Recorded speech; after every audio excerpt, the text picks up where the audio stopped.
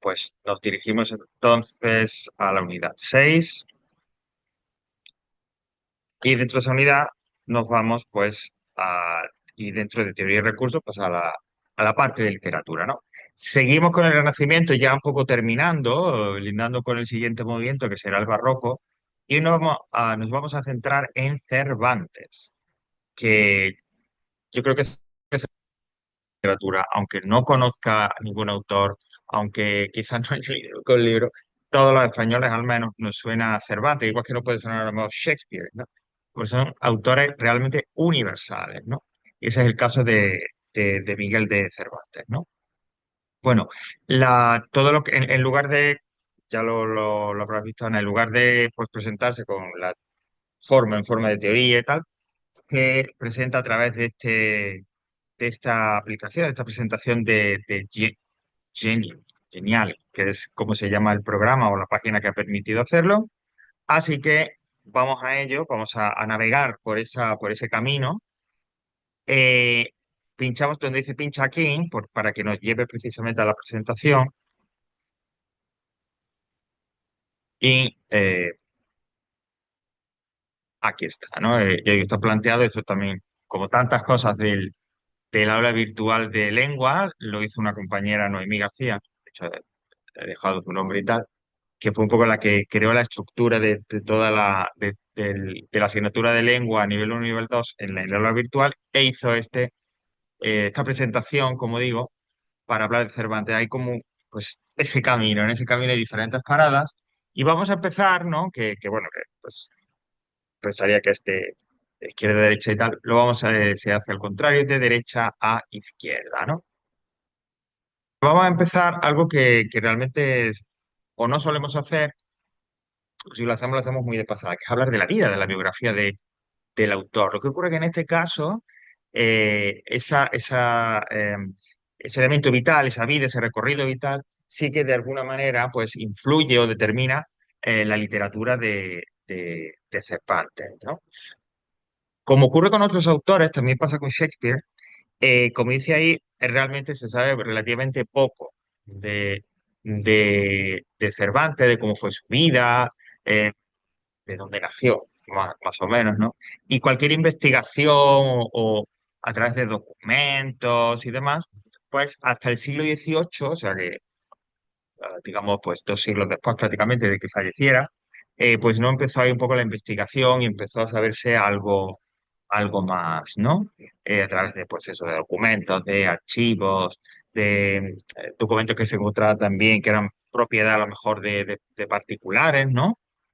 Otros que estaban de acceso público, y a partir de ahí, pues han conseguido recomponer más o menos ciertos hechos importantes, ciertos momentos relevantes de la vida de Cervantes. Pero aún así, sigue, digamos, hay momentos o episodios y tal que no nos son tan conocidos o no tenemos tantos datos sobre ellos. Y digo, es curioso porque este paralelismo con Shakespeare ocurre un poco igual, ¿no? En Shakespeare hay también pocos datos y de hecho hay un momento en su vida, ¿no? En el que hay como un vacío, que no se sabe qué pasó y luego ya pues reaparece.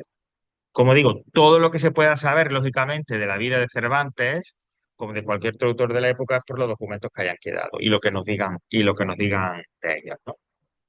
Por ejemplo, no se sabe cuándo nació, se cree que fue el 29 de septiembre. Sí está claro que se bautizó el 9 de octubre del 1547, o sea que nacería ya la segunda mitad del siglo XVI. Las partidas de bautizo, que eso sí que se conservan, son las que muchas veces nos dan una idea de aproximada de cuál pudo ser el día en el que nacieran los autores, ¿no? Porque eso evidentemente no nació el 9 de octubre, pero más o menos, ¿no? Se puede hacer un cálculo de aproximadamente cuándo. Eh, lo que comento también es el detalle que dice de se le tiene por castellano vivo. ¿Qué significa? ¿Qué quiere decir eso? En ese momento, en la segunda mitad del 16 y sobre todo ya luego en el barroco, es decir, el siglo XVII, pues lógicamente, o sea, sí existe en España, hay un país cristiano, católico, etcétera, pero todavía había una importante población musulmana que, digamos, vivía, coexistía con los cristianos. Había una mayoría de cristianos, pero también había como digo, esta población musulmana, lo que se llamaba moriscos. Pues, lógicamente, pues habría no en ese momento, sino que antes, es decir, mucho antes del tiempo de Cervantes y demás, pues lógicamente habría habido una interrelación y una persona cristiana pues se habría casado con una musulmana y demás. ¿Qué ocurre? Que ya digo, en esa segunda mitad del 16 y sobre todo en el siglo XVII, para la sociedad y especialmente en los ámbitos intelectuales, de la nobleza, en general para toda la sociedad, era muy importante saber o conocer quién eran tus antepasados. Porque si en tus antepasados había, por ejemplo, musulmanes, ¿no? A lo mejor tu tatarabuela o tu tatarabuelo había sido musulmán, o también había antepasados, parientes judíos, pues ya entonces eso era como una especie de marca, de estigma, y te marcaba, ¿no? De forma negativa en la sociedad. En cambio, si tú podías demostrar, no sé lo que lo decías, que nunca había habido ni musulmanes ni judíos en tu familia, que siempre habían sido cristianos, es lo que denominábamos entonces, tú te podías calificar y tu familia se podía calificar de castellano bien, ¿vale? Porque nunca en tu familia había habido rastro o había habido participación, digamos, de alguien que no fuera cristiano. Eso es lo que dice Cervantes, puede ser que sí, puede ser que no, no está muy claro.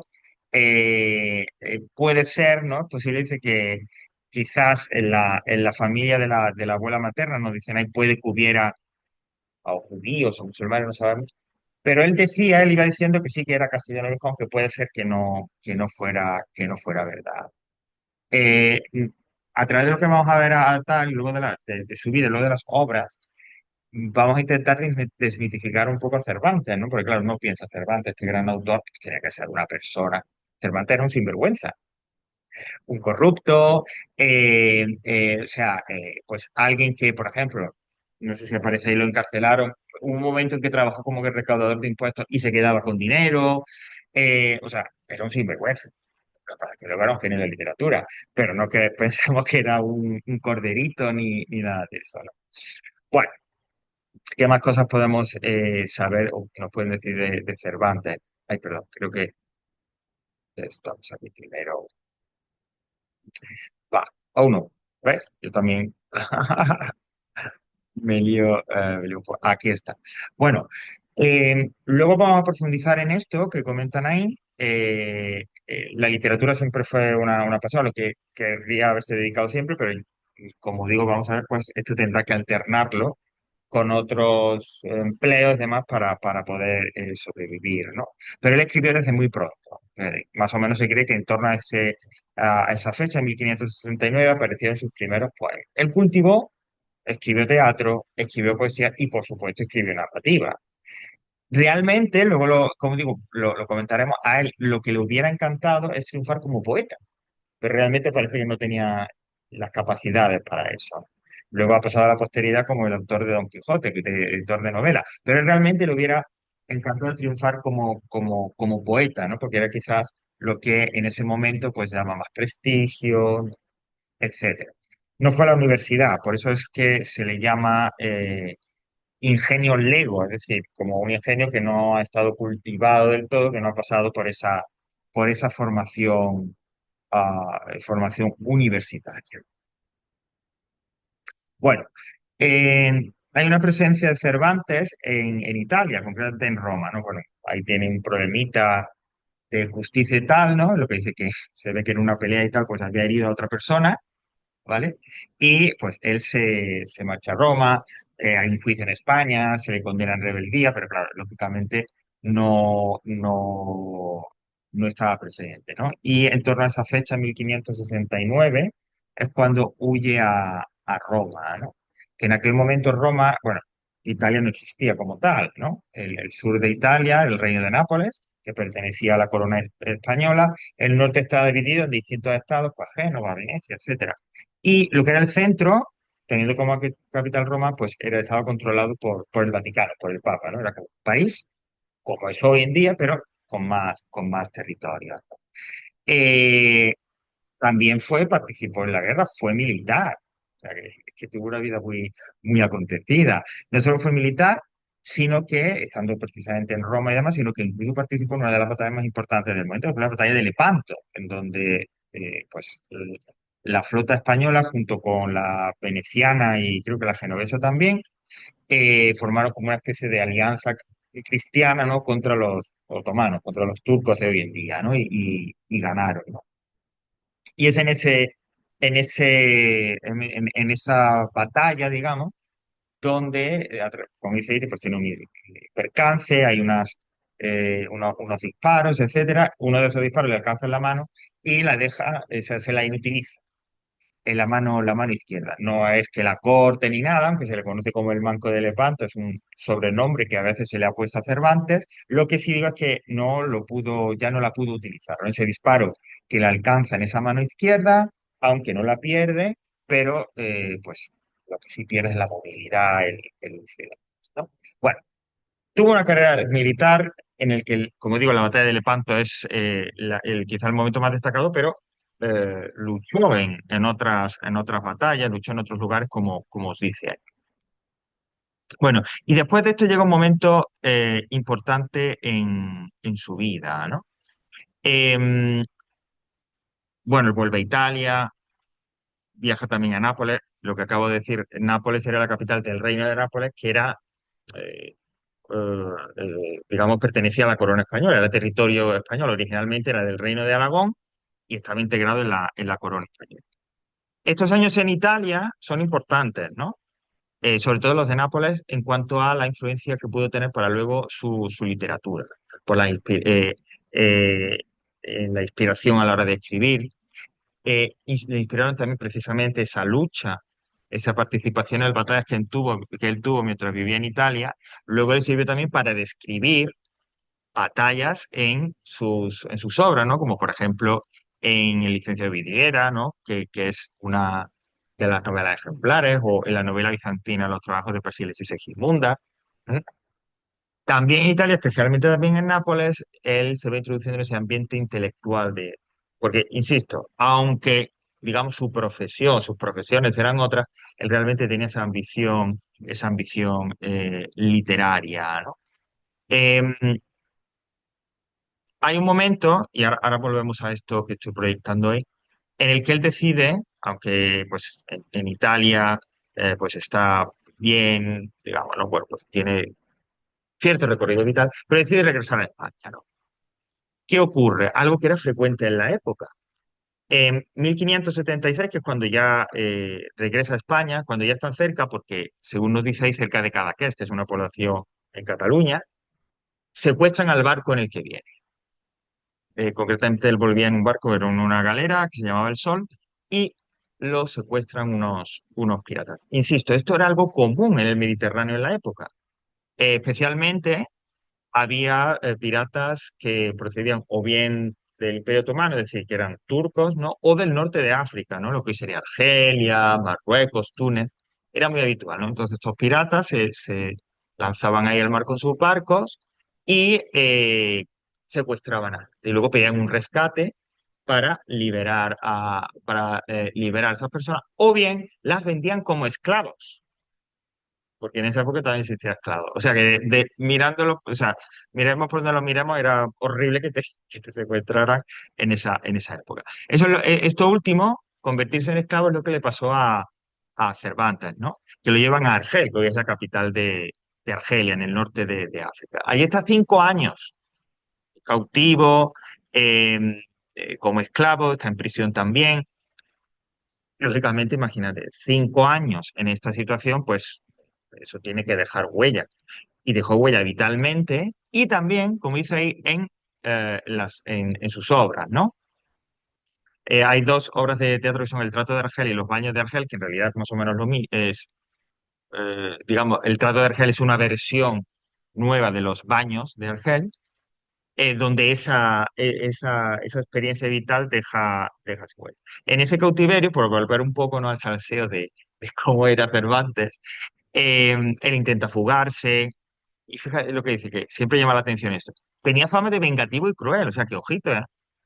Que este no era un pánfilo ahí, no, no, no, no, era alguien, y parece ser que se defendía bastante bien, en ese cautiverio. Por fin, pues eso, 5 años después, en 1580, la familia consiguió reunir el rescate y lo pagó y pudo volver finalmente a España, ¿no? Eh, y volvemos a lo que estábamos diciendo antes. Cuando vuelve a España, pues quizá un poco por todo ese episodio del cautiverio, de haber sido prisionero, esclavo en Argel, como que en el ambiente cortesano, por parte de militares, y de ese ambiente de la monarquía en la que él quería introducirse, pues no se le ve bien, como dice ahí, ¿no? Es como que no se confía mucho, no se confía mucho en él, ¿no? Eh, Tiene cierta relación, como dice ahí, con ese entorno, pero tiene que salir de Madrid más que nada porque, ya digo, no se fían. No se fían, hay ese estigma, ¿no? De haber estado cautivo, de haber sido esclavo, etcétera, etcétera. Ahora hablamos de con quién se casa y demás, pero bueno, se traslada a otra población, a Esquivia, y allí es donde se irá a vivir. Hemos dicho que él cultiva los tres géneros, ¿no? También intentó triunfar en el teatro, fue imposible. En un momento, además, esta segunda mitad, bueno, ya finales del siglo XVI, estamos hablando de los décadas de los 1580, en donde la evolución del teatro, en esa evolución del teatro, como dice ahí, empiezan a sentarse esas bases de lo que luego, que eso ya lo estudiaremos más adelante, será el teatro nuevo en el siglo XVII. Una de las características, una de las cosas que trae ese teatro nuevo es que el teatro se convierte en un negocio, en un espectáculo masivo de público, quiero decir, donde acudía pues el más rico, el noble, el más pobre, etcétera. Es decir, en el siglo XVII, lo que es el teatro, y concretamente esa renovación que se produce con el llamado Teatro Nuevo, a partir de Lope de Vega, se convierte en un espectáculo, en un negocio, ¿no? Pues también eso, por ejemplo, en Gran Bretaña, con Shakespeare y demás, ¿no? Se van creando también, en esta última parte ya del 16, lo que llamaremos espacios escénicos, los teatros. Realmente los teatros de entonces no son los de ahora. Ya lo veremos en su momento. Era lo que llamábamos corrales de comedias. Eran espacios abiertos, porque no había iluminación artificial, etcétera, etcétera, ¿no? En España hay varios ejemplos en varios sitios, ¿no? En varias poblaciones de corrales de comedias que todavía quedan en pie. Quizá uno de los más conocidos, porque además hay un festival de teatro muy importante, es el de Almagro, ¿no? En Ciudad Real, ¿no?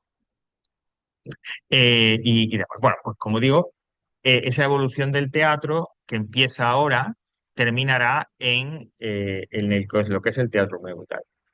Y el Cervantes intenta sumarse, es decir, intenta participar de ese cambio que se está produciendo, pero bueno, pues no le sale, ¿no? Ahora después hablamos de las obras que creó, pero ya digo, no, la verdad es que no fueron muy exitosas e incluso algunas ni se llegaron a representar siquiera. Bueno, algo sobre, bueno, pues nada, se casó en el 1584 con Catalina de Salazar, aunque también ya había tenido y quizás alterna una relación ilícita con otra casada, Ana de Villafranca. Bueno, ya digo, que no era una perlita ni mucho menos, ¿no? Entonces, una vida intensa, ¿no? Y ya digo, y hay episodios que no contamos, ¿no? Lo que se destacan aquí, los que estamos hablando, son, yo digo, porque tiene una influencia más o menos en su literatura. En cuanto a la muerte, bueno, falleció. No, lo que se cree estaba adelantado. El 23 de abril del 1616, ¿no? Por eso se celebra en España el 23 de abril es el Día del Libro, en conmemoración de la muerte de Cervantes en esa fecha, ¿no? Hoy sí más o menos se cree, ¿no? Porque, bueno, que es lo que explica en el párrafo siguiente, que su cuerpo, sus restos, ¿no? Están enterrados en la iglesia de las Trinitarias de Madrid, que ahora mismo no sé dónde está, no sabría decirte. Y parece que, bueno, ya digo, ha habido estudios serios, ¿no? Científicos, muchos medios que parece ser que dan por seguro que ahí se encuentra. Y lo que digo que es que se cree, pero que en realidad no es así, es que murió el mismo día que William Shakespeare. No es cierto. No es cierto, aunque podamos encontrar que Shakespeare también murió el 23 de abril, no sé de qué año, No, el mismo año, dije, perdón. Del mismo, en la misma fecha, el mismo día del mismo año, el año seguro, sí, pero no en la fecha, porque por aquel entonces los ingleses tenían otro calendario diferente, ¿vale? Entonces, aunque en cuanto al número parezca el mismo día, no es el mismo día, ¿vale? Ahí hay un pequeño vídeo y demás donde un poco nos aclaran ese misterio. Pero aunque tradicionalmente se dice eso, no fue así exactamente, ¿vale? Bueno, ese es el recorrido de Miguel de Cervantes, el recorrido vital. Vale, ahora ya entonces vamos a ver las tres paradas siguientes, pues son el teatro, la poesía y la novela, que realmente es donde se produjo su triunfo, ¿no? El teatro y la poesía, que son las dos primeras paradas, pues ya digo, son. Aunque lo intentó y querría y quiso, mejor dicho, pues no pudo ser. Vamos a empezar por el teatro.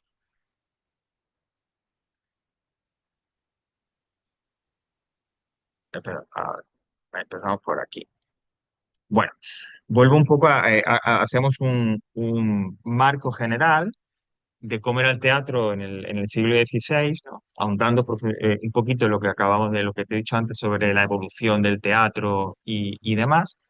Bueno, la verdad es que realmente para hablar de teatro de verdad, de obras de teatro que son obras maestras de la literatura, eso hay que esperar al siglo siguiente, al XVII, y autores como Lope de Vega, Tirso de Molina, etcétera.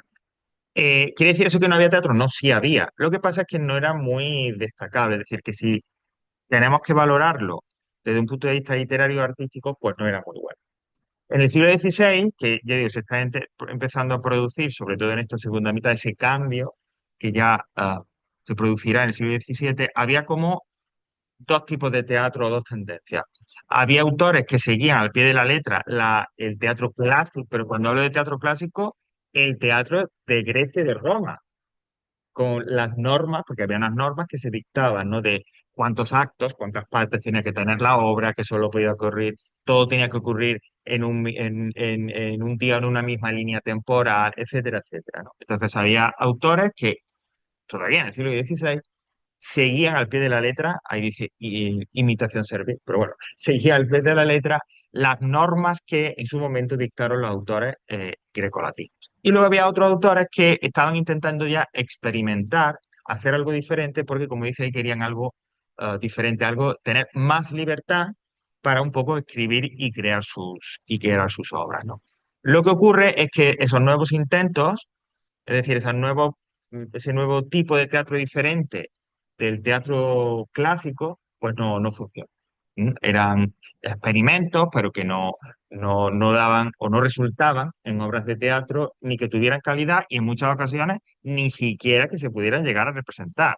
Es lo que dice ahí abajo, ¿no? Que la mayor parte de esas obras de experimentación, esas obras que eso sí abrieron el camino para lo que luego vendrá en el 17, hoy en día pues son irrepresentables e infumables, diría yo también, sin conocerlas, ¿no? En cualquier caso, e insisto, eso ya hablaremos más adelante, dedicaremos bastante tiempo en literatura a hablar de ese teatro, ese intento, esa experimentación que se está produciendo en esos finales del 16, abrieron, como digo, ese camino, fueron una parte importante, o al menos inicial, primitiva, de la renovación teatral que luego se producirá en el siglo XVII.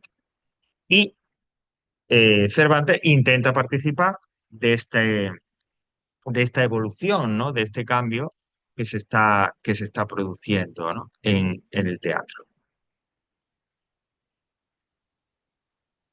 Eh, ya creo que más o menos se ha dejado, he dejado de entrever que, lógicamente, Cervantes eh, tenía una parte que diríamos hoy fake, es decir, que él intentaba quedar en muy buen lugar, pero que lo que decía era mentira, ¿no? Eh, Aunque, digo, la escritura de de sus obras teatrales, pues bueno, contribuye, como dice ahí, a esa evolución del teatro, que luego ya eh, eh, eh, se producirá totalmente con Lope de Vega. Eh, Él como que se valora o valora esos intentos que él hace como mucho más. de lo que realmente fue, ¿no? Él, como dice, fue muy constante, tuvo producción, etcétera, pero finalmente, pues, no triunfó, no triunfó. Y en esa evolución, en ese cambio que se está produciendo en el teatro, toma elementos del teatro clásico, los adapta, digamos, a su propio estilo, a su propia inspiración, ¿no? Es decir, intenta hacer algo, como estoy diciendo, diferente, experimentar como tantos otros autores estaban haciendo. Entre los logros que él dice que ha conseguido, en el prólogo de una de sus obras, que es Ocho comedias y ocho entremeses nunca representados, dice que haber reducido de cinco actos a tres. Los actos, ya lo veremos, son cada una de las partes en las que se divide una obra de teatro, ¿no? Con el teatro nuevo, con ese teatro que va a venir en el siglo XVII, pasarán a ser solo tres. Pues Cervantes dice que él hizo eso, ¿no?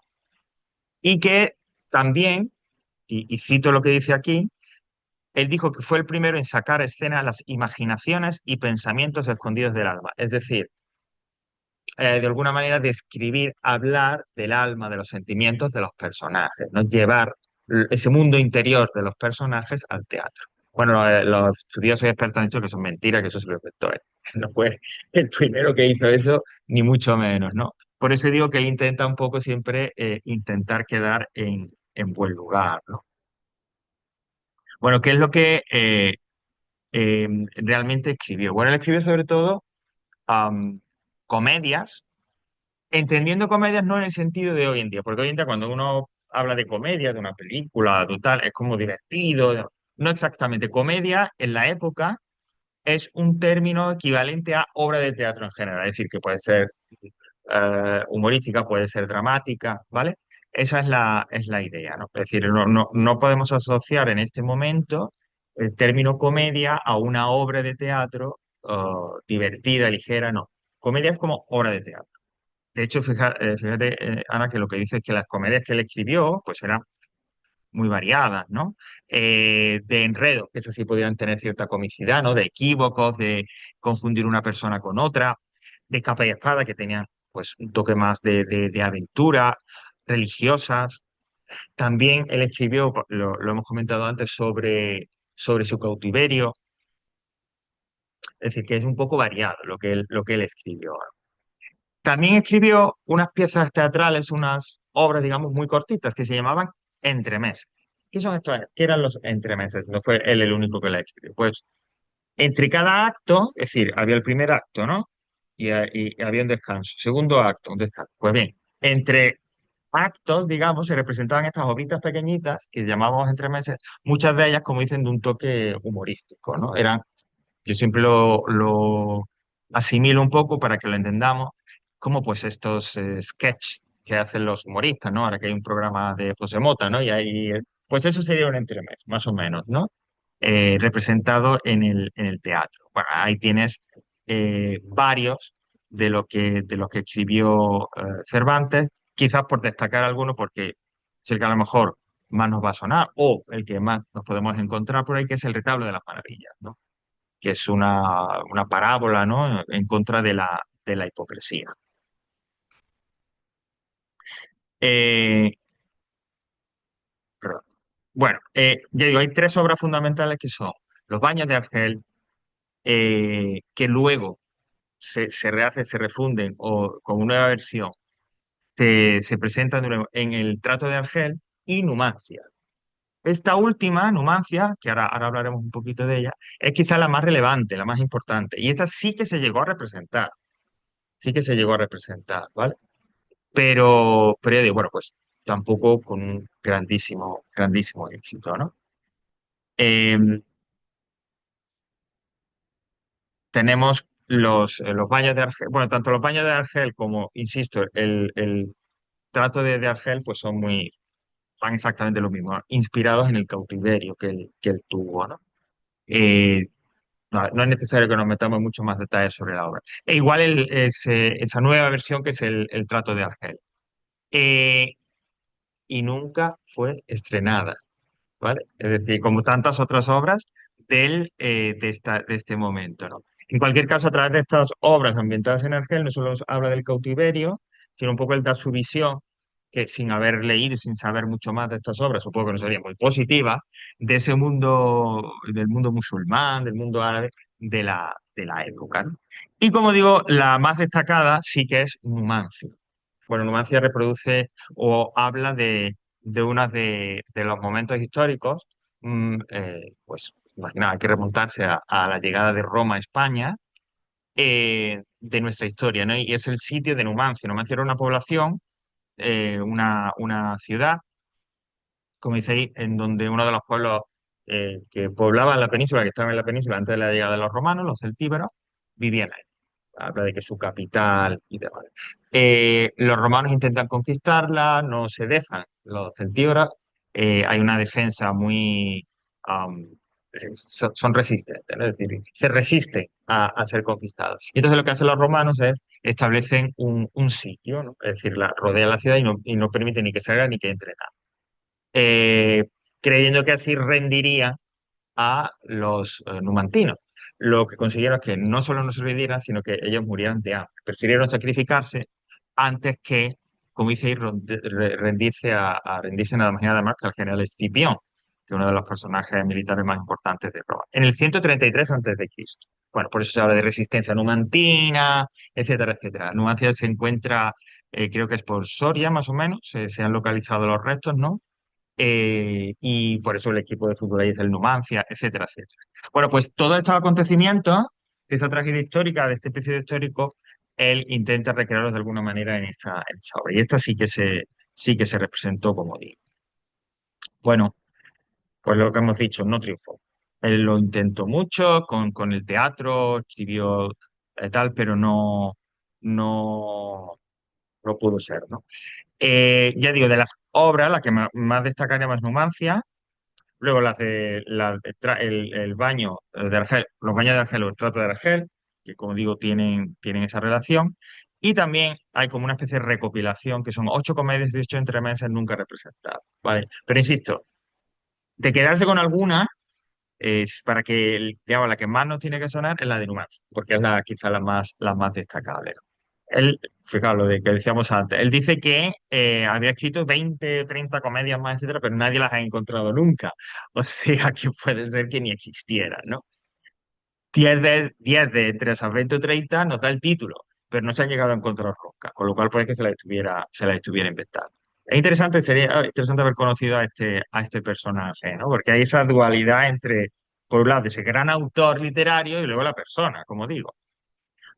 Bueno, pues en la parada del teatro no, pues nada, no. De hecho, no se le recuerda como autor de teatro. Si hablamos del teatro de Cervantes o de la poesía de Cervantes, porque Cervantes tiene gracias a la novela y se habla un poco de su trabajo en otros géneros.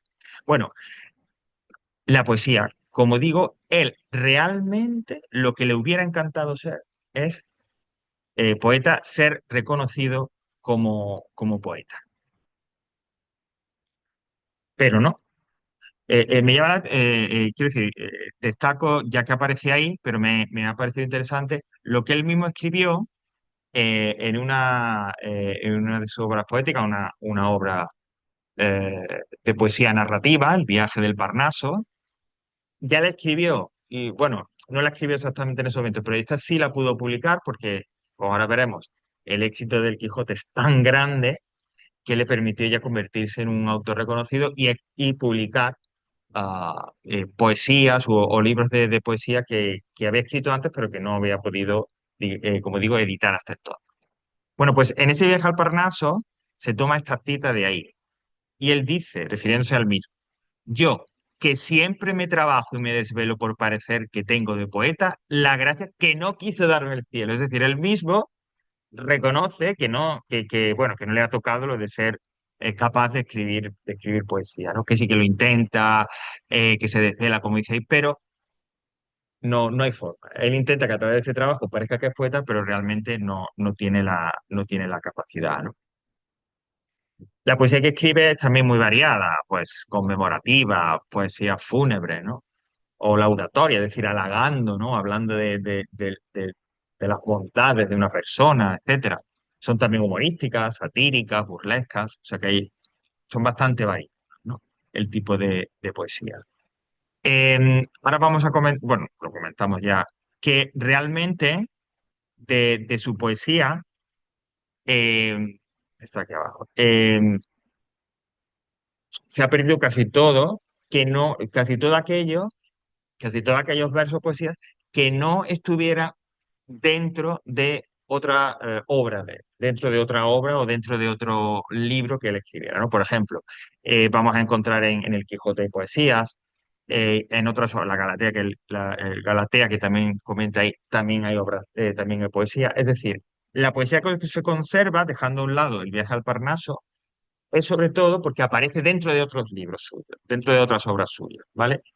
Por eso se supone, se cree, sin juzgar que es buena o mala esa poesía, pero se supone que él escribió, que sí es verdad que escribió más, pero desapareció, ¿no? Bueno, en la novela, en la obra de teatro, que no lo hemos comentado, ahí en las obras de teatro también se puede encontrar poesía de Cervantes y es esa la que se conserva, ¿vale?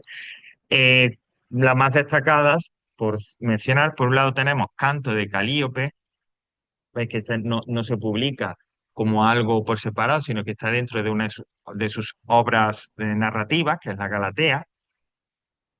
Y El viaje al Parnaso, que sí, que este sí que se publica. De hecho, la cita que hemos dicho, que hemos leído antes, viene de esta obra.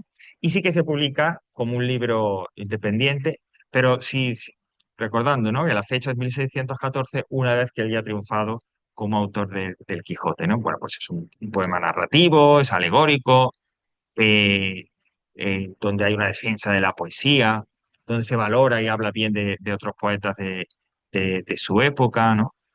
Y está dividido, al ser un poema narrativo, es decir, al contarnos una historia, ¿no? Pues está dividido en capítulos y básicamente es un viaje en un barco, en una galera. El capitán es Mercurio, que es uno de los mensajeros de los dioses, y junto con él hay otros poetas, ¿no? Y claro, esa premisa, el ir en el barco con esos otros poetas, le permite lógicamente hablar de la poesía, mencionar y alabar a estos otros poetas, etcétera, etcétera. Escribe romance, con lo cual participa, como dice ahí, en su rehabilitación. No sé si recuerda, Ana, que cuando estuvimos hablando de las composiciones poéticas medievales, hablábamos del romance, ¿no? Que surge ahí, pero decíamos que era una forma literaria, poética, que llegará incluso hasta nuestros días, ¿no? Bueno, pues en ese paso, en ese viaje del romance hasta nuestros días, uno de los que participa en su mantenimiento es Cervantes, ¿no? Solo tenemos, nos han llegado 20, aunque él, igual que antes, dice que él escribió muchísimo. Pero bueno, solo tenemos 20. No se puede afirmar eh, nada más aparte de eso. Eh, en cualquier caso, como para cerrar esta sección, no llegó a ser un poeta de fama, aunque siempre lo cultivó. Eso sí, eh, durante toda su vida, publicara o no publicara poesía, él siguió escribiendo, siguió intentándolo, ¿no?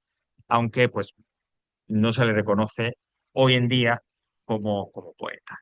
Y eso nos lleva a la última parada, a la que realmente le dio la fama, a la que lo ha convertido en un genio de la literatura y por lo que hoy, el 24 de febrero de 2025, seguimos hablando y mencionando a alguien que falleció a principios del siglo XVII, que es la novela. Eh, la novela, o sea, eh, espera, empezaba.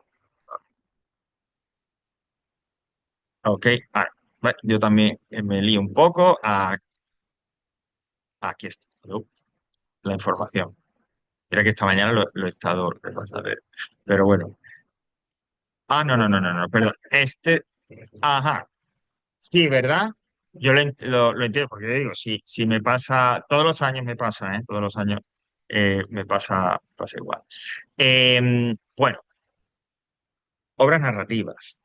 Realmente, aunque como dice ahí que es el creador de la novela, realmente la novela como la entendemos hoy en día, es decir, pues estas novelas, novela histórica, novela romántica, ¿no? Esas novelas en las que nos cuentan diversas historias entremezcladas, en las que hay muchos personajes, en las que ocurren muchas cosas. Eso viene más bien del siglo XIX. que eso ya lo veremos en el próximo curso en el nivel 2, ¿vale? Lo que ocurre es que la primera piedra, quien digamos inicia el género, sí es verdad que fue Cervantes, y sobre todo con el Quijote, entendiendo el género como una historia compleja, es decir, en la que ocurren muchas cosas, con una serie de personajes que van cambiando, van evolucionando. Y personajes que no son cartón piedras, personajes que sienten, que sufren, que son felices, es decir, eso digamos que a grandes rasgos, así, con una brocha de trazo gordo, trazo grueso, como digo, serían las características de la novela, él sí que las pone y sí que las inicia. Pero la forma más moderna hay que esperar, como digo, hasta el 19. Pero a través de las narraciones de Cervantes, sobre todo en Quijote de la Mancha, sí que se crea, es así que digamos, la primera piedra de esa novela moderna, ¿no? Él tiene diversos ejemplos, ¿no? Los más relevantes, las novelas más relevantes, las narraciones más relevantes, dejando a un lado Quijote, sería, por un lado, aunque no viene aquí el título, pero sería los trabajos, lo que está saliendo ahora en pantalla sería referente a los trabajos de Persíles y Segismunda. Esto es una novela bizantina, durante el Renacimiento hay diferentes novelas, tipos de novelas. Una de esas novelas es la novela bizantina, que si recuerdas eran novelas de aventuras en las que normalmente al principio de la novela había una pareja que algo pasaba, se separaban y durante toda la novela, así pasará mucho o poco tiempo, estaban intentando reunirse, cosa que ocurría al final. Bueno, pues los trabajos de Persiles y Segismunda es una de esas novelas. Ay, perdón, me estoy adelantando. Pues me he adelantado totalmente. Aquí. Perdona, Ana, porque estaba hablando de la Galatea y no. Y los trabajos de Persíles y Segismunda, ahora sí, dice novela bizantina, que narra esas aventuras, ¿no? Siempre había por ahí, pues, peligros en el mar, naufragios, que era un poco lo que a veces también separaba a los amantes, ¿no? Y esta novela de los trabajos de Persíles y Segismunda acabará en Roma y ahí es donde se reúnen y se casan, ¿vale? Esta es una de los destacados. Vuelvo a la que tenía proyectada antes, que esta es la Galatea. Es una novela pastoril, es decir, estas no, estas, porque hay poesías pastoriles, novelas pastoriles, etcétera, que son aquellas que se desarrollaban como en un campo ideal, en una naturaleza ideal, donde había pastores y pastoras, ¿no? Y un poco los enredos amorosos, los desengaños, los crush que diría también hoy en día, que se enamoraban unos de otros, etcétera, etcétera. Eso es lo que ocurre. En este caso, los protagonistas son la dicha Galatea y Elicio. Y ese locus amoenus, es decir, ese lugar ideal, esa naturaleza ideal, se encuentra en el Tajo, a orillas del Tajo, ¿no? Todas las novelas pastoriles es un poco como las telenovelas, venga de donde venga, son siempre iguales, pero por eso nos gusta, porque siempre nos dicen lo mismo una y otra vez. Bueno, pues algo así ocurre con las novelas pastoriles, ¿no? Hay una serie de reglas y de normas que siempre se repiten, aunque en el caso de Cervantes, en el caso de esta obra, bueno, pues como era también propio de la época que se acercaba, de ese barroco, es un poco más realista, ¿vale? Bueno, básicamente es lo mismo. Vamos subiendo como en intensidad y calidad literaria. Llegamos a la que quizás es su narración más famosa después del Quijote, que son las llamadas novelas ejemplares. Pues las novelas ejemplares son 12 historias. Eh, novela, en el título, no es exactamente, o sea, no se está refiriendo Cervantes con el título de novelas ejemplares a la novela nuestra de hoy en día, sino te traduce una palabra italiana que era novella, que se refería a unos cuentos cortos, a narraciones que no eran, digamos, muy extensas, sino que eran a narraciones más o menos cortas, con una extensión limitada, pues eso y que te contaban una historia de principio a fin. A ese tipo de narración corta, de lo que llamaremos cuento, es lo que los italianos llamaban novela. Y ese es el género que él cultiva en estas novelas ejemplares. Por lo tanto, son 12 narraciones cortas,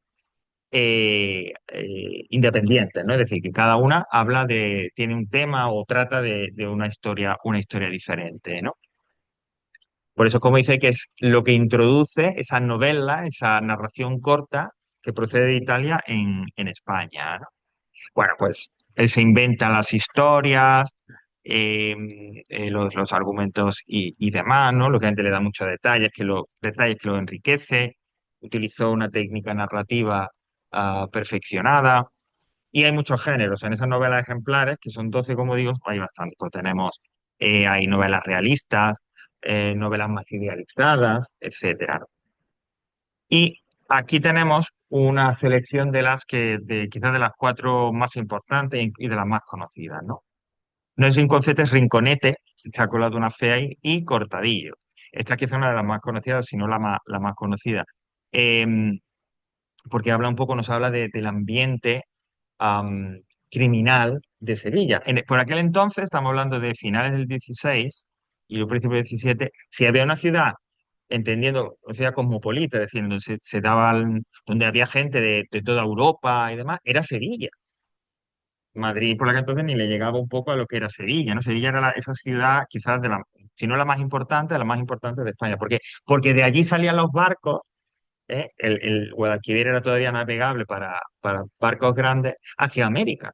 Y allí es donde estaba lo que llama la casa de contratación, que hoy se puede ver también todavía. Es decir, todos los, digamos, los negocios, todo el papeleo que se tenía que hacer para ir a América y demás, se hacía ahí. Por eso se encontraba en Sevilla en la época a gente de toda Europa. Y ahí se hablaba, pues encontrabas alemanes, encontrabas ingleses, encontrabas gente de toda Europa que con los cantos de sirena de la riqueza de América intentaban hacer fortuna y pasar allí, ¿no? Bueno, pues en ese ambiente cosmopolita de Sevilla se sitúa esta novela, este cuento corto, en donde, pues, bueno, pues en Corriente y Cortadillo, pues son como dos ladronzuelos ahí, ¿no? Dos ladrones y tal, que lo que intentan es precisamente meterse en ese crimen, ¿no? Dentro de un grupo, de una cofradía de ladrones y demás, pues meterse un poco en el ambiente criminal de la ciudad, ¿no?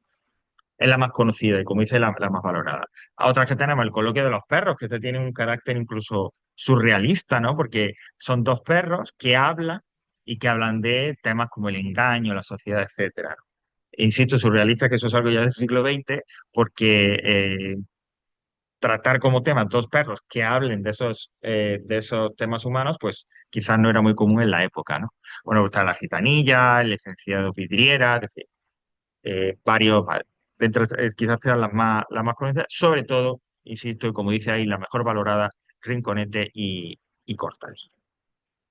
Estas novelas ejemplares. Bueno, pues estas tres narraciones, las novelas ejemplares, los trabajos de Percy y Segismundo y la Galatea, no es que palidezcan, pero lógicamente todos vienen, se valoran y demás a consecuencia de lo que es la gran obra de Cervantes y la gran obra de la literatura, no solo española, sino literatura universal.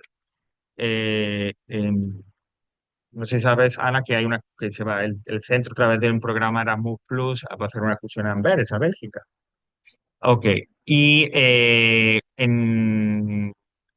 a finales de enero y tal, bueno, yo fui con otro compañero allí a Amberes para un poco hablar con el centro y preparando, ¿no? Esta visita. Pues en Amberes, que está en el norte de Bélgica, había una estatua del Quijote. Y dice, bueno, ¿y esto qué hace aquí, no? O sea, es un personaje universal, es un personaje universal. Tan universal que seguro que hay mucha gente que ni siquiera sabe que pertenece o que viene de una novela española y tal. Pero bueno, Don Quijote, ¿no? Don Quijote de la Mancha. Bueno, hoy en día, si uno va a una librería a comprar el Quijote o te la descargas a través de alguna plataforma, es un único volumen, es un solo libro, enorme, ¿eh? Yo recomiendo su lectura, pero hay que tomarlo con tranquilidad porque es largo. Pero a pesar de ser una obra del siglo XVII, pues todavía resulta a veces en muchas partes divertida, ingeniosa, etcétera. Bueno, insisto, se presenta como un solo libro, pero en realidad ese libro contiene dos. Él publica El Quijote tal cual en 1605. Lo publica un editor que es Juan Cuesta, eh, etcétera, ¿no? E inmediatamente se convierte en un éxito, ¿vale? Esta primera parte, o Don Quijote, ese ingenioso hidalgo Don Quijote de la Mancha, pues, eh, como digo, es un éxito enorme. Ahora veremos un poco su argumento, en qué se basa y tal, aunque más o menos se puede conocer, por dar algunos datos del éxito también que tuvo, y no solo en España. 16 ediciones, es decir, se imprimió una, se vendió, se imprimió otra, así hasta 16 veces. Hubo traducciones al inglés, al francés en la época, que a ver, estamos hablando de una época en la que la gran mayoría de la gente ni sabía leer ni escribir.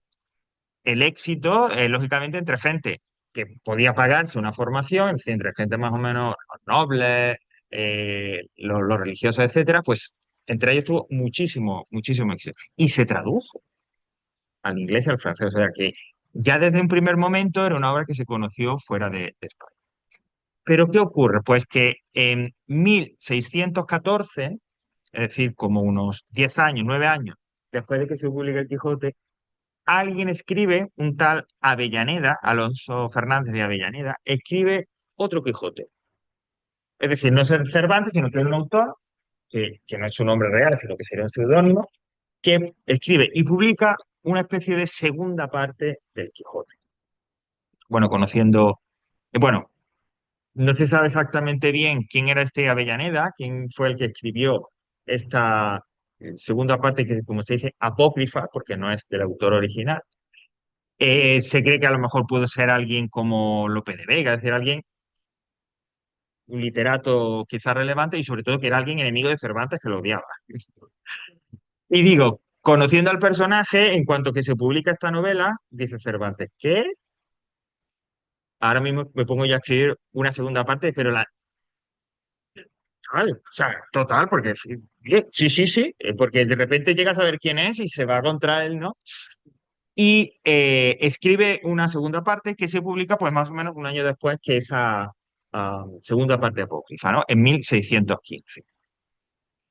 Esta segunda parte, pues lógicamente también tiene bastante éxito y tal, y con el paso del tiempo, como digo, se publican, aunque si son ediciones, digamos, comentadas, con notas a pie de página, con introducciones, si son ediciones, digamos, para estudiar la obra académica, pues sí se suelen dividir en dos volúmenes, pero una edición más normal para leerla y demás, solo se publica, las dos partes se publican en uno, ¿vale?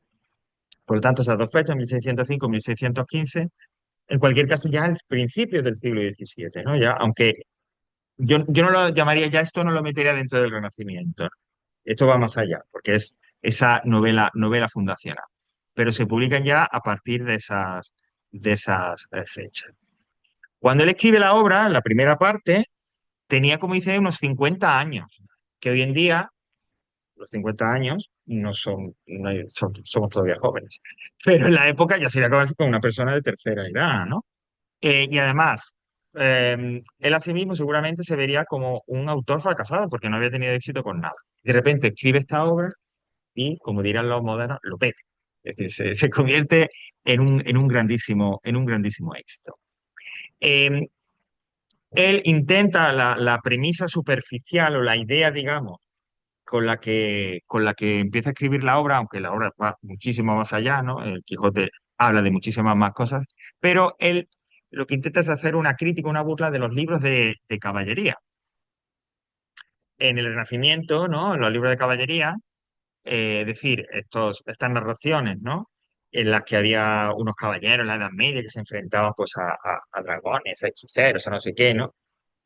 Pues fueron muy populares y algunas pues llegaron al delirio, ¿no? En las situaciones que presentaban, en las aventuras eran tan exageradas, tan fantásticas, que ya eran absurdas, ¿no? Bueno, pues ese mundo es lo que critica o lo que pretendía ridiculizar y así lo hace en el Cervantes en el Quijote. Lo que ocurre es que, como digo, la novela va más allá, porque en la novela hay humor, pero también hay tristeza, hay comprensión hacia esos dos personajes, especialmente hacia ese, entre comillas, loco que es el Quijote. Es decir, por eso es una obra maestra, porque no se queda solamente en la ridiculización, en criticar esas novelas de caballería, sino que va mucho más allá. Y es por eso también que es la primera novela, ¿vale? Bueno, lo de que nadie esperaba el éxito, ni él mismo seguramente, ¿no? Ya había publicado la Galatea, si es anterior al Quijote, que bueno, tampoco había sido, pero cuando llega el Quijote y tiene tantísimo éxito, pues como digo, no, nadie lo esperaba. Y aunque él fallece en 1616 y y el Quijote de la primera parte, la del éxito de 1605, al menos tuvo esos 10 11 años para disfrutar de ese éxito, para publicar obras que había escrito, pero que hasta entonces no se las publicaban porque nadie lo conocía. O sea que más o menos aprovechó de alguna manera ese éxito. Ah, vale. Bueno, antes de ver un poco de lo que va, ¿esto qué es? No sé si has visto donde he pulsado, Ana, está ahí que te lleva a un tutorial así de YouTube y tal. Bueno, em, ahora hablamos, como digo, de ese, ya nos centramos un poco más en los personajes y el argumento y tal, pero se puede decir, analizando un poco más lo que es la obra en sí, un poco su estructura, cómo se ordena, que la podemos hablar de novela de espacio. La obra El Quijote sucede en diferentes lugares. Empieza en la casa de Alonso Quijano, del Quijote, pero luego se lanza ahí a caminar, hay una venta, hay en en paisajes rocosos, en la naturaleza, etcétera. Incluso al final, en la, ya al final de la obra, en esa segunda parte, no tiene un duelo en una playa en Barcelona, ¿no? O sea que es una novela que transcurre por muchos lugares donde él tiene esas aventuras que nos narra, ¿no? Hay tres salidas, es decir, el Quijote sale, vuelve a salir y vuelve a través de la casa, y una última vez en la que ya precisamente tras esa derrota contra el Caballero de las Tres Lunas, o no recuerdo más, no recuerdo bien, en el que sale derrotado de la playa de Barcelona y ya vuelve, digamos, a la casa, será la última vez. Bueno, ahí lo que decíamos de lugares donde se puede presentar, donde se presentan esas obras, ¿no? Entonces, perdón, donde se presentan esas aventuras. Gente, te digo, Ana, que lectores y tal, gente friki, que también la hay aquí, que les encanta lo de los inicios de las novelas, ¿no? Y se los memorizan las primeras, ¿no? Y ahí realmente hay inicios de novelas de lectura de literatura que son muy conocidos. El de Quijote ya sabemos, en un lugar de la Mancha, de cuyo nombre, bueno, pues ahí tienes como un enlace donde intentan valorar un poco de cuál puede ser ese lugar de la Mancha que el Quijote no se quiere acordar, ¿no? No sé si te gustan los Simpsons, Anaida. Pues el pueblo de los Simpsons es Springfield. Pero resulta que en Estados Unidos hay varias decenas de pueblos que se llaman Springfield. O sea que siempre se juega con eso. ¿Cuál es el Springfield de los Simpsons, no? Pues hay un montón. Realmente no será ninguno verdadero, ¿no? Pero bueno. Em, los dos principales personajes, porque luego tenemos la sobrina de Quijote, el ama de llaves, el cura, el peluquero, etcétera, etcétera. Pero realmente los dos personajes centrales de la novela pues son Alonso Quijano, el Quijote, y Sancho, ¿vale? Bueno, y Dulcinea del Toboso. Dulcinea, que aquí no la mencionamos, a ver, en las novelas de caballería estaba el caballero, el escudero, que era, digamos, el ayudante, y siempre había una armada, ¿no? Que era, pues, siempre casi que se la describía como una especie de dios. Entonces, el Quijote Alonso Quijano, cuando se convierte en el Quijote y quiere emular a esos caballeros, pues se busca un escudero, que es su panza, y tiene que tener una amada. Y esa amada, él se inventa a Dulcinea del Toboso.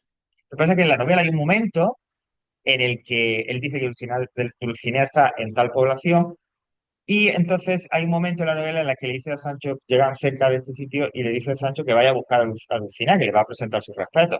Claro.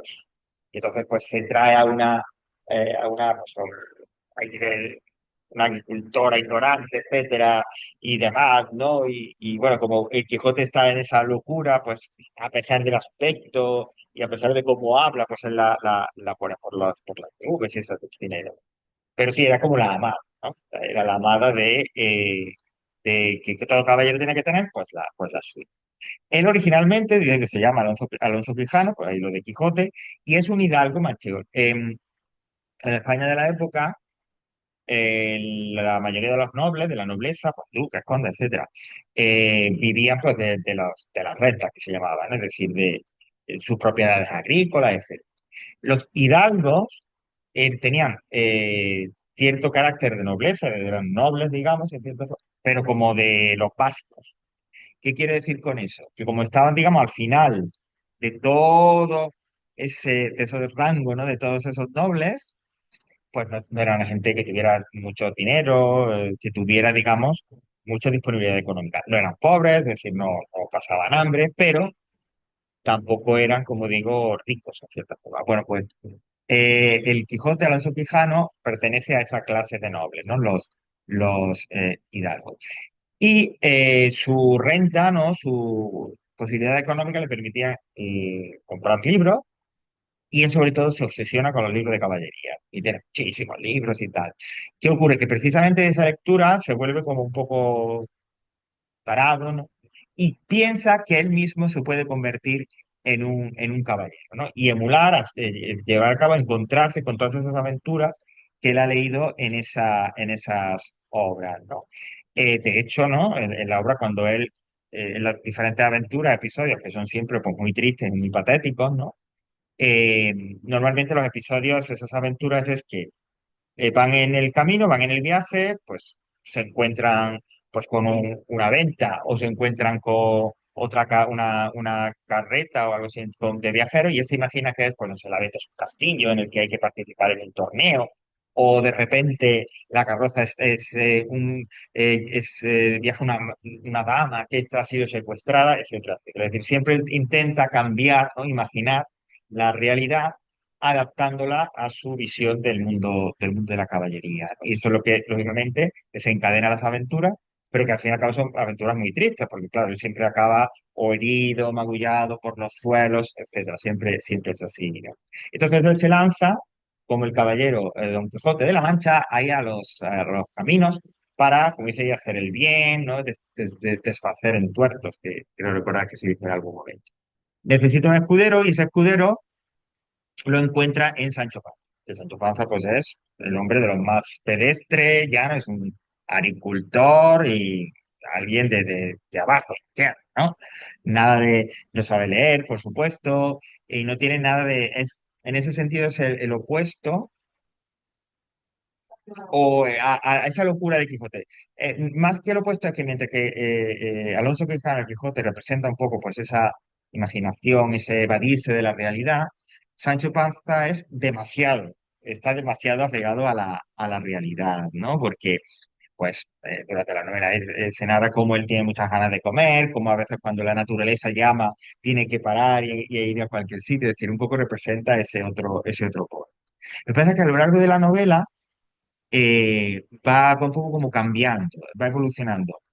El Quijote, por todas estas aventuras que le salen mal, digamos, va cada vez más acercándose a la realidad y alejándose de ese sueño de caballero medieval, y en cambio Sancho va alejándose de la realidad y cada vez más acercándose a ese mundo ideal.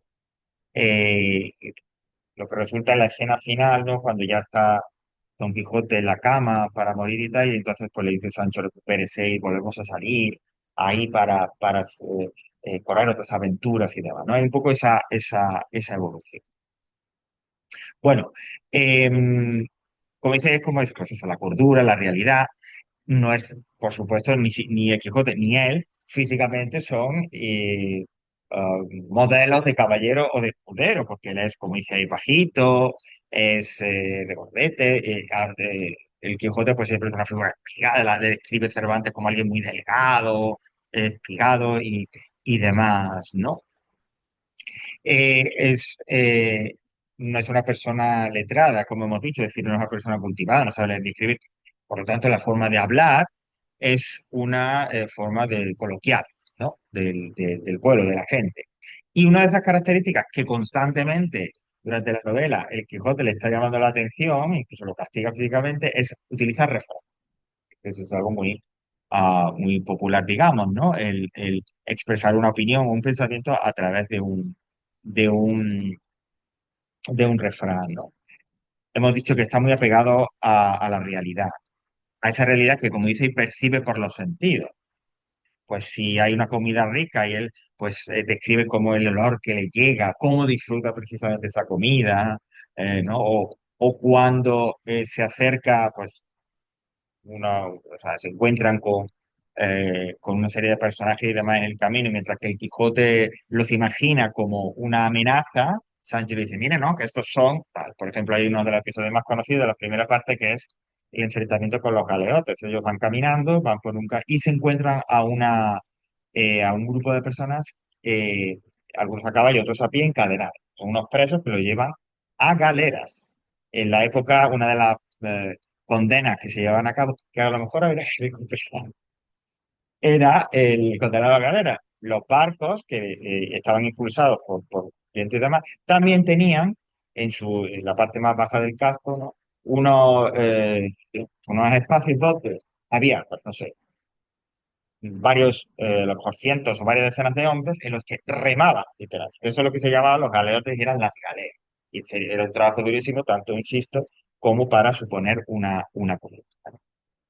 Bueno, pues y Quijote los ve, se imagina pues que en realidad son una gente inocente a los que han atrapado, entonces se enfrenta, bueno, un lío. Y es precisamente Sancho Panza el que le dice, no, mire que esto no es así, ¿no?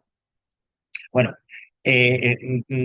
aunque haya gente, ¿no? Que al leerlo, al verlo y tal, pues se quede con esta parte, digamos, más bobalicona, más ah,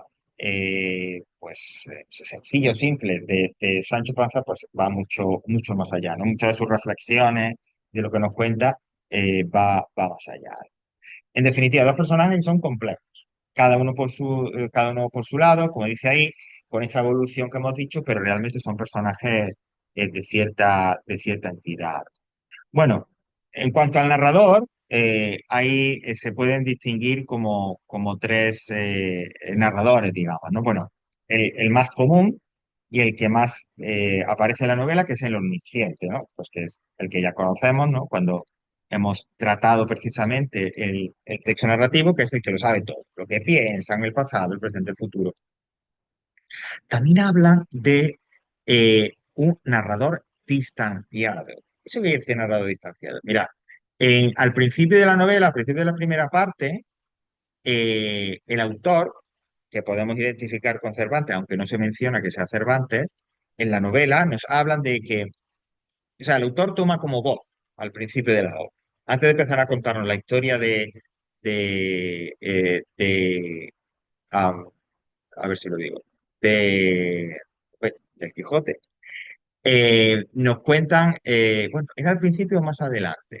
Ahora no lo pongo en pie. Bueno, hay un momento, ya digo, ahora no sé, recuerdo si es al principio o un poco más adelante en la novela, en donde se para la historia, no nos cuenta, no nos habla de Don Quijote, sino que nos habla de el autor. Se mete en la novela y dice, bueno, hasta aquí es precisamente en un momento de la primera parte, justo que creo que es después del episodio de esos galeotes, ¿no? Hay como eh, se queda ahí no parada la historia para ver como un enfrentamiento, un duelo entre el Quijote y otro de los soldados, ¿no? Que van con estos galeotes. Ahí acaba la historia, entonces dice, bueno, pues yo soy el autor y aquí paro la historia porque hubo un momento en que ya no sabía más. ¿Por qué no sabía más? Porque yo me baso en un manuscrito que encontré un día en un mercado ahí en Toledo de un tal Cidi Hameti Benengeli, que era el que contaba la historia del Quijote. Entonces, este autor, insisto, aunque no lo menciona,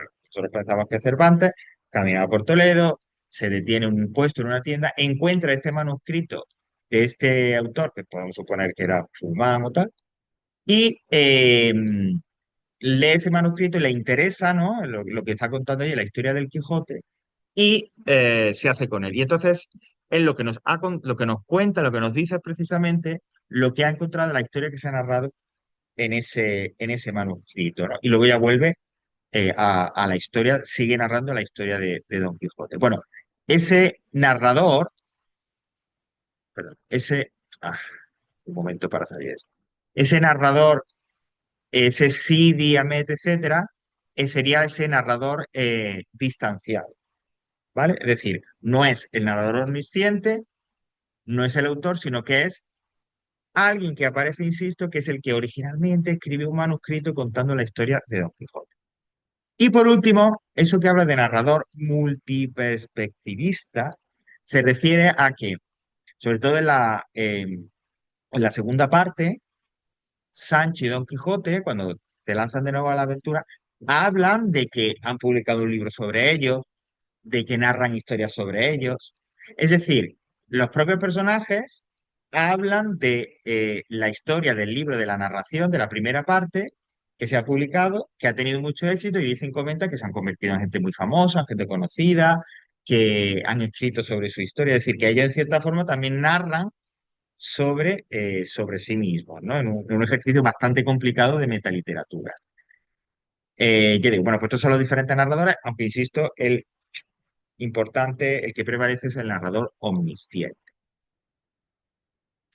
Eh, bueno, esto tampoco tiene mucha más importancia porque refiere un poco a cuándo se escribió. La primera parte, pues lógicamente, a finales del 16, principios del 17, si se publica en 1605, 1605, se cree que al menos unos 15 años como máximo antes de la publicación. Y luego la segunda parte, pues, pues se publicaría, al publicarse en 1615, pues seguramente se cree también que antes de que se publicara este Don Quijote de Avellaneda ya Cervantes estaría trabajando de alguna manera, ¿no? Aunque lo que le impulsa definitivamente es precisamente la publicación de ese Quijote falso.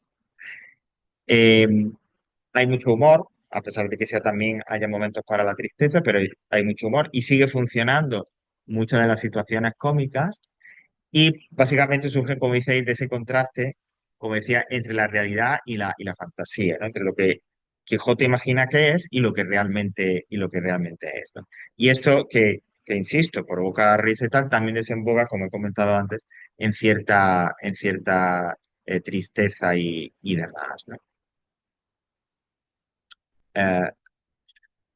Eh, bueno, perdón, esto es lo mismo que he dicho, que hemos dicho antes, acerca de esa evolución de los personajes, ¿no? Es decir, que a lo largo de la obra, eh, aunque en un principio le apoyan, le siguen el juego, llega un momento en que se dan cuenta los familiares, los que tienen alrededor, que hay que parar.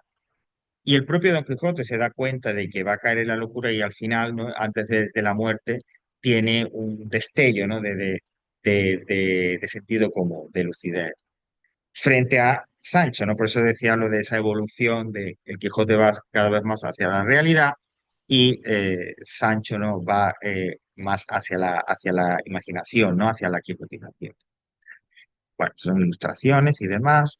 Y, pues bueno, básicamente esto compondría lo que es la obra en sí, ¿no? Y con los detalles y los aspectos más importantes, la que lo convierte a Cervantes en genio. Bueno, y terminaríamos, que bueno, que ya veo que lo has trabajado y demás, ¿no? Ana, en esas preguntas que las tienes en el ejercicio obligatorio y también aquí, ¿no? Las que aparecen aquí son esas mismas preguntas que encuentras allí, ¿no? Y como dijimos, esto constituye lo que es la actividad obligatoria de literatura de este tema y en el examen de estas preguntas pues se escogerá una o dos, posiblemente una, por aquello de para no alargarlo mucho, literalmente tal cual aparezca aquí, ¿eh? No se va a cambiar nada, sino si dice, ¿por qué es el creador del género narrativo? Pues yo te pondré, ¿por qué es el creador del género narrativo? ¿Vale? Tal cual. Bueno, pues hasta aquí el Quijote, pues nada, animando a que lo leáis o en la medida posible o conozcáis algo más de... Ajá, exactamente. Es una forma también interesante de acercarse a la historia, ¿no? Hay muchas ediciones adaptadas y que se trabaja, por ejemplo, cuando esto es gente, ¿no? No sé si coloco aquí algo, no hay, ya bastante hay ahí. Pero, por ejemplo, Televisión Española hizo hace los 90 o por ahí una serie de televisión que seguramente la puedes encontrar en la página en la de Televisión Española. O sea que no hay por qué, hombre, lo recomendable, lo bueno es leerlo y tal, pero hay otras formas de conocer más, efectivamente, a través de esos otros recursos. Dice que cuando se trata esto, por ejemplo, en instituto, con los muchachos de 13 14 15 años, pues claro, evidentemente no se les suelta ahí el texto original, sino que se recurre, como tú dices, a ediciones adaptadas, a cómics, a lo que sea, para que al menos conozcan la historia. Bueno, pues hasta aquí Cervantes y el